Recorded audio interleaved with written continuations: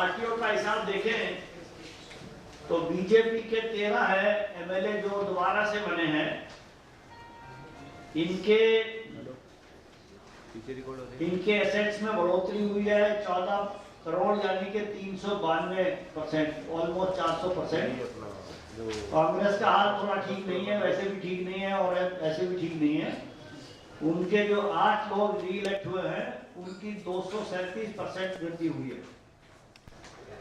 जनता दल के तो एक ही भाई साहब इलेक्ट हुए हैं, उनकी 164% हुई है। तो और जो लोग ज्यादा धनवान हैं उनके नाम तो आपको पता ही है, वो भी इसमें लिखे हुए हैं। अगर वैसे हिसाब लगाएं कि बीजेपी के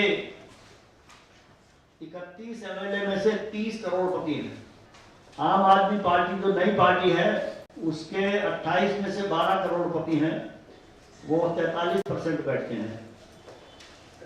अच्छा, एक क्रिमिनल केस भी देख लीजिए। बीजेपी में 31 में से 17 के खिलाफ क्रिमिनल केस हैं, विच इज 55%, आधे से थोड़ा ज्यादा। कांग्रेस के 8 में से 2 के खिलाफ क्रिमिनल केस हैं, which is 25%। Shiromani Akali Dal, independent और जनता दल यू का तो 100% मामला है, एक ही है और वही यानी अच्छे आदमी है। आम आदमी पार्टी में भी 28 में से 3 लोग ऐसे हैं जिनके खिलाफ मुकदमे दर्ज हैं, वो 11% होता है। सर, ये आम आदमी पार्टी के कौन है 3 कैंडिडेट्स, नाम बताए थे? नाम बता देते हैं, आप नाम बताइए। एक तो क्रिमिनल केस है क्या, ऐसी सिविल केस है? मैं बता देता हूँ आपको क्या केस है। क्रिमिनल केस है यानी एक तो ये जो आपको मिला है ना कागज, इसमें लिखा हुआ है, ये है जी पेज नंबर 44, पेज नंबर 44 और 57। कैंडिडेट का सीरियल नंबर 5 अरविंद केजरीवाल, इनके ऊपर 5 केस हैं। ये है पेज नंबर 44, मिल गया सबको?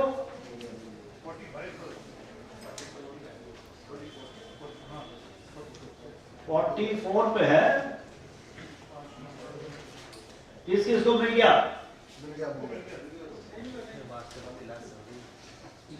पेज नंबर 44 देख लो यार। अंग्रेजी वाले का है, हिंदी का नहीं। हिंदी का 45, अंग्रेजी का 44।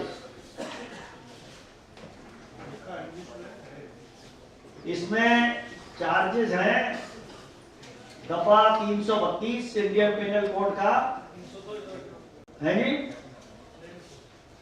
voluntarily causing hurt to deter public servant from his duty, acts done by several persons in furtherance of common intention, section 334, charges related to writing armed with deadly weapon, section 148, obstructive public servant in discharge of public functions, ऐसे से ही हैं। अब क्योंकि ये Indian panel code के अंदर हैं और एफिडेविट में हैं, इसलिए ये हमने लिखे हैं। और एक शायद मनीष सिसोदिया भी है, उसके भी ऐसे हैं। वैसे डॉक्टर हर्षवर्धन का नाम भी है इसमें। मनीष सिसोदिया कह रहे हैं वॉलंटरी, ये है पेज 47 अंग्रेजी का और शायद 48 हिंदी का होगा। 49, 47 English, 49 49 Hindi. Voluntarily causing hurt to public servant, writing every member of the unlawful assembly guilty। फिर अगले पन्ने पे है obstructing public servant in discharge of his duty, etc. etc. defamation ji.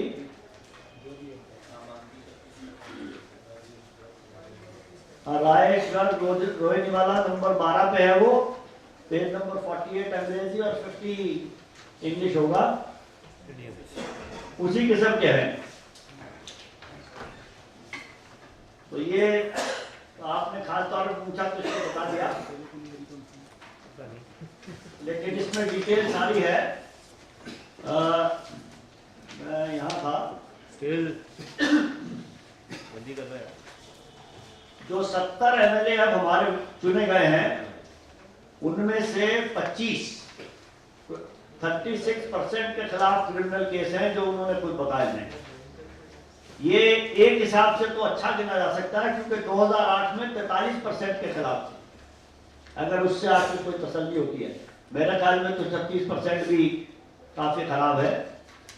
Party wise देखें तो बीजेपी में 31 में से 17, 55%, आम आदमी पार्टी 28 में से 3, 11%, कांग्रेस 8 में से 2%, 25%। अगर पार्टी वाइज कंपैरिजन करें 2008 और 2013 में, page number 5, comparison of MLA with criminal cases 2008 to 2013, BJP के 2008 में 9% थे, अब 42% हो गए। ये तो जरा बढ़ोतरी ज्यादा है। कांग्रेस के 5% थे, अब 25% हो गए। और टोटल अगर देखें तो 9% थे 2008 में और अब 29% हो गए। तो इस हिसाब से ये डेवलपमेंट अच्छी नहीं लगती। एक एमएलए ऐसे हैं जिनके खिलाफ मर्डर केस है, अटेम्प्ट टू मर्डर। उनका नाम है आसिफ मोहम्मद खान, वो ओखला के हैं। 3 एमएलए ऐसे हैं जिनके खिलाफ महिलाओं के खिलाफ कुछ करने के आरोप हैं। उनमें डॉक्टर हर्षवर्धन है, उनके चार्ज है वर्ड, जेस्चर और act intended to insult the modesty of a woman, section 509 IPC का। मोहन सिंह बिष्ट बीजेपी के करावल नगर से, और जय किशन सुल्तानपुर माजरा से कांग्रेस के, उन दोनों पे चार्ज है असॉल्ट और criminal force to woman with intent to outrage her modesty, IPC section 354 दफा 354। एजुकेशनल बैकग्राउंड में कोई ज्यादा फर्क नहीं है, लेकिन एक सोचने की बात है कि पूरे 70 में से सिर्फ 3 औरतें हैं, और पिछले साल भी 2008 में भी 3 ही औरतें थी, उसमें कोई फर्क नहीं पड़ा।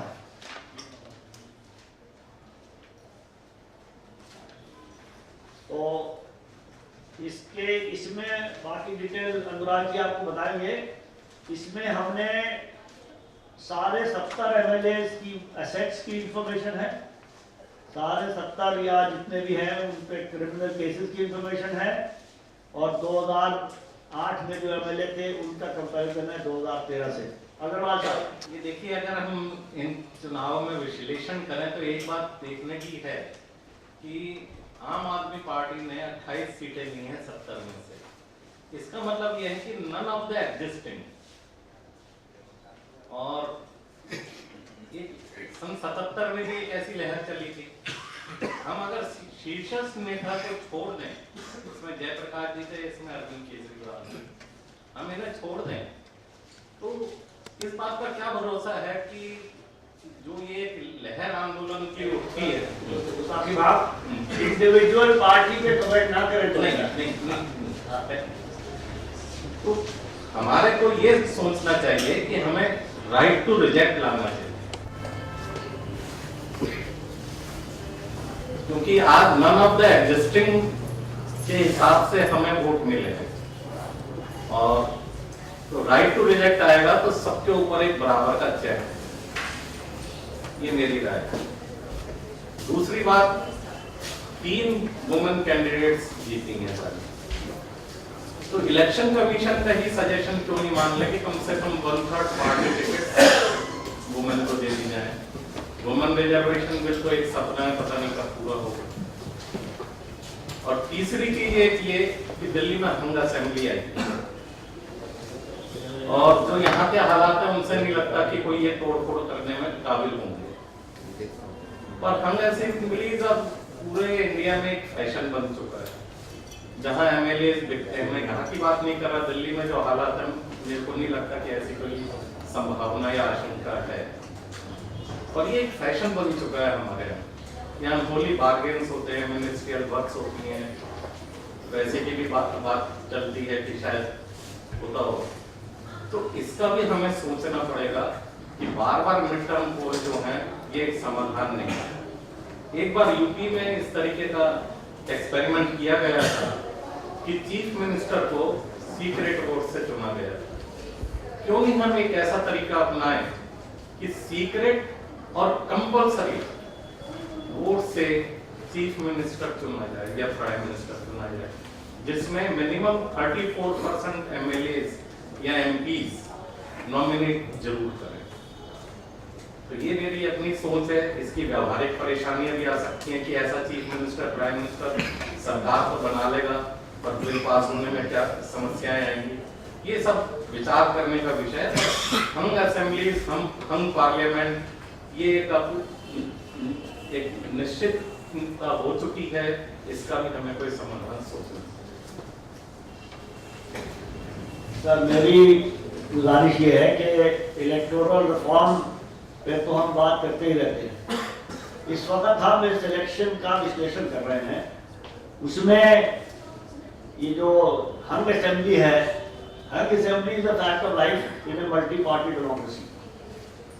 उसके तरीके हैं वो अख्तियार किए जाएंगे और सलाह तो हम भी देते रहते हैं सर, आपके साथ साथ हम भी दे रहे हैं, सलाह को कोई सुनता नहीं है, तो उसको कार्यान्वित करवाने के तरीके ढूंढने की बात है। क्या करना है ये तो सबको इलेक्शन का वो लॉ कमीशन ऑफ इंडिया ने 1999 में बता रखा है, 227 पन्ने की रिपोर्ट है, लेकिन कोई करे तो ना, उनको कैसे फोर्स करे करने के लिए ये सवाल है। अनुराग प्रोफेसर चोकर ने आपको जो डिटेल्स दी है वो बाइट ले लीजिए सर। आपको जो भी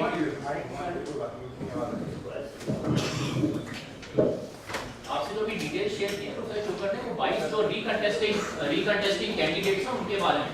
बेसिकली मैं आपको फाइनेंशियल डिटेल्स दे रहा हूँ। जो करंट ऑफ एमएलएज हैं उसमें जैसे 51 कैंडिडेट्स हैं आउट ऑफ 70 जो कि करोड़पति हैं। 2008 में 47 कैंडिडेट थे आउट ऑफ 70 जो करोड़पति थे।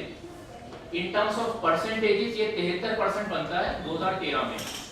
इसके अलावा जो एवरेज असेट्स हैं जो अभी जीत कर आए हैं, एवरेज असेट्स में 2013 के इस इलेक्शन रिजल्ट्स में 10 करोड़ 83 लाख एवरेज असेट्स हैं जो कैंडिडेट्स जीत कर आए हैं। ये फिगर आपकी 2008 में 2 करोड़ 94 लाख थी जो अब बढ़ के 10 करोड़ 83 लाख हो गई है। अगर हम इंडिविजुअल पार्टी वाइज पोजीशन देखें, बीजेपी के जो कैंडिडेट्स जीत कर आए हैं उनके एवरेज असेट 12 करोड़ 39 लाख हैं। आम आदमी पार्टी के 1 करोड़ 82 लाख, इंडियन नेशनल कांग्रेस के 10 करोड़ 25 लाख। दूसरा एक अच्छा जो इसमें फिगर है, आप अगर करोड़पति हैं तो आपके चांसेस ऑफ विनिंग कितने हैं, कितने परसेंटेज हैं। तो इसमें टोटल जो हमने एनालिसिस में देखा 26% आपके चांसेस बढ़ जाते हैं अगर आप करोड़पति या एक आपके बहुत ज्यादा असेट्स ग्रोथ है उसके बेसिस पे अगर आप आते हैं। और अगर आपके लो असेट्स हैं तो 7% चांसेस हैं। तो जो कैंडिडेट जीत कर आए हैं जो करोड़पति हैं 26% का डिटेल है, और जो लो असेट्स वाले हैं 7% उनकी पॉपुलेशन है। इसके अलावा आपको मैं बेसिकली इंडिविजुअल पार्टी वाइज एक क्विक फिगर देना चाहता हूं। बीजेपी में 97% कैंडिडेट हैं जो जीत कर आए हैं। 31 में से 30 कैंडिडेट जो करोड़पति हैं। आम आदमी पार्टी के 12 कैंडिडेट आउट ऑफ 28 सीटों पे जिन्होंने जीता है जो परसेंटेज में 43% बनता है। इंडियन नेशनल कांग्रेस के 7 कैंडिडेट्स आउट ऑफ 8 सीटें जिन पे उन्होंने जीत हासिल की है 88%। इसके अलावा एक मैं आपको ये एजुकेशन का डिटेल देना चाहूंगा। एजुकेशन में 36 कैंडिडेट ऐसे हैं जो जीत कर आए हैं जो परसेंटेज टर्म्स में 51% बनता है जो ग्रेजुएट एंड अबव हैं। 33 कैंडिडेट ऐसे हैं जो परसेंटेज टर्म्स में 47% बनता है जो 12th पास या उससे कम है। हाईएस्ट एनुअल इनकम जो ये अपनी रिटर्न ऑफ इनकम डिस्क्लोज करते हैं, ये भी एक इंपॉर्टेंट स्टैटिस्टिक्स है, डाटा है इसमें। इसमें शिरोमणि अकाली दल के हमने 10 टॉप कैंडिडेट्स का एनालिसिस किया जिनकी सबसे ज्यादा हाईएस्ट रिटर्न उन्होंने अपनी इनकम की फाइल की है। तो इसमें ये आपका अकाली दल एक है, शिरोमणि अकाली दल, बीजेपी के 8 कैंडिडेट हैं और इंडियन नेशनल कांग्रेस के 1 हैं। तो टोटल 10 कैंडिडेट हैं जो जीते हैं जिनकी हाईएस्ट रिपोर्टेड एनुअल इनकम है। और इसमें जो रेंज है 22 लाख से लेके 1 करोड़ और जो इनका असेट है वो 27 करोड़ से लेकर 235 करोड़ तक का सेट है। सारी डिटेल आपको रिपोर्ट्स में मिल जाएंगे।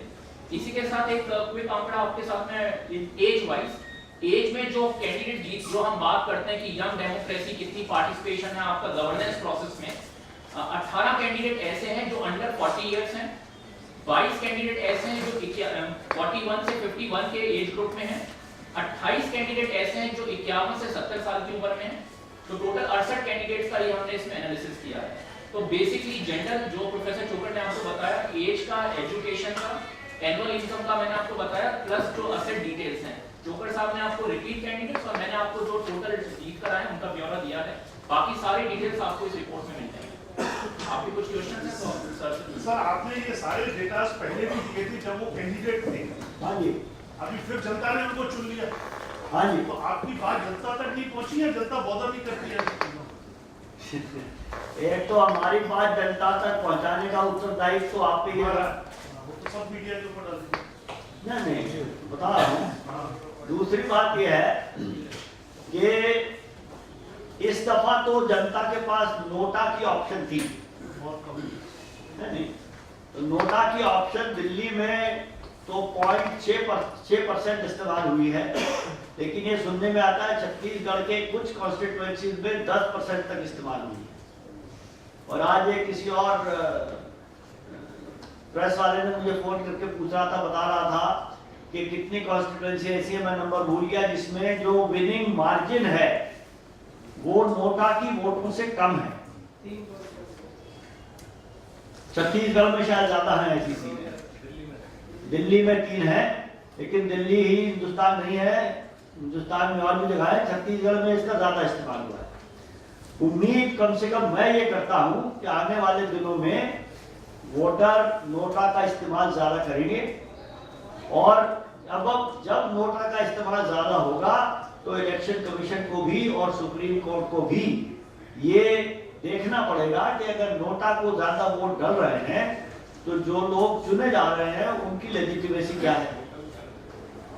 तो ये एक प्रोसेस है जिसमें अभी वक्त लगेगा उसको मैच्योर होने में। तो ये आपका कहना सही है कि अब पिछले इलेक्शन तक तो लोगों को ऑप्शन नहीं थी, अब ऑप्शन हो गई है, लेकिन पूरी नहीं है। अब तो ये जो अभी का प्रावधान है उसमें यह है कि अगर 1000 लोग वोट डालें और 999 नोटा को डालें और एक आदमी एक कैंडिडेट को डाले तो कैंडिडेट जीत जाएगा। अभी तो यही है, लेकिन ये भी बदला जाएगा और इसके बदलने में कुछ वक्त लगेगा, लेकिन ज्यादा नहीं लगने वाला, क्योंकि अब रास्ता खुल गया है। तो मैं समझता हूँ अगर ये ऐसे होगा तो जो आप कह रहे हैं कि ये हम बताते हैं, और हम तो सर ये इन्फॉर्मेशन 13 साल से बता रहे हैं, आप तो पिछले कैंडिडेट वाली बात कर रहे हैं 2 हफ्ते पहले की। हमारी फ्रस्ट्रेशन सोचिए कितनी है। पब्लिक सुनती नहीं। पब्लिक सुनेगी, देर है अंधेर नहीं है। अब आम आदमी को सुन लिया होता तो सरकार बन जाती। अब मेरे ख्याल में आम आदमी को सुना तो काफी है, सरकार के लिए सुना। नहीं अब आदमी की तसल्ली तो होती नहीं यार, कभी 99 का फेर तो है ही ना। सर, एक मेरा छोटा सवाल और है कि जी। अभी प्रोसेस खत्म हो गई विधानसभा चुनाव की, हाँ लोकसभा चुनाव की तैयारियां शुरू हो जाएंगी जी। कभी भी हो सकते हैं, फरवरी मार्च अप्रैल में। हाँ। तो जो वो एमपीज हैं अभी एट प्रेजेंट, उनका भी आप डेटा कलेक्ट कर रहे होंगे। उनका तो 2009 से हमारे पास है, जब इलेक्शन हुआ था उन्होंने। नहीं, पर अभी तो उनकी भी एसेट बढ़ रही है ना आजकल। उनकी एसेट को पता लगी थी जब वो अपना एफिडेविट देंगे। हाँ, अच्छा। जैसे ही एफिडेविट आएंगे ये सूचना आपके पास फौरन आएगी। वो भी आप उस प्रोसेस में लगे हुए हैं। हम तो कंटिन्यूसली लगे रहते हैं। मेरा ये ख्याल है कि नोटा के बारे में जानकारी अभी जनता में कम है और लोगों को पूरा पता नहीं है क्या होगा। कोई कहता है ये वोट गिने नहीं जाएंगे, इससे कुछ नहीं फर्क पड़ेगा, वो बात सही है, उससे भी लोग किसी हद तक डिसहार्टेन होते हैं। तो नोटा को जैसे राइट टू इंफॉर्मेशन एक्ट 2005 में आया था और 2013 में जाके उसका असली रंग देखने को मिला जब पॉलिटिकल पार्टियों को उसके अंदर लाने की कोशिश हो रही है, तो नोटा को भी इवॉल्व और डेवलप होने में थोड़ा वक्त लगेगा। लेकिन नोटा में एक ये सबसे बड़ा पोटेंशियल है कि इससे पॉलिटिकल पार्टियों को मैसेज भेजा जा सकता है कि उनको अच्छे कैंडिडेट खड़े करने पड़ेंगे। ये नोटा का पोटेंशियल है जिसके रियलाइज होने में मैं समझता हूँ कुछ वक्त लगेगा, ये तो पहला ही इलेक्शन था। और कोई सवाल? 15 नंबर पेज पे पेज 15 अंग्रेजी वाला, हिंदी का 16 भी हो सकता है। और कोई सवाल? नहीं, थैंक यू। तो चाय पी ली, चाय है नीचे, चाय पी लीजिए। बहुत बहुत धन्यवाद।